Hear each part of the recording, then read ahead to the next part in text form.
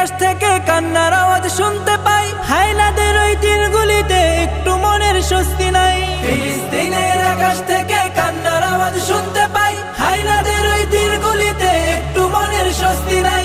হারানো সেই ইমানি শক্তি জাগাও আরেকবার, হারানো সেই ইমানি শক্তি জাগাও।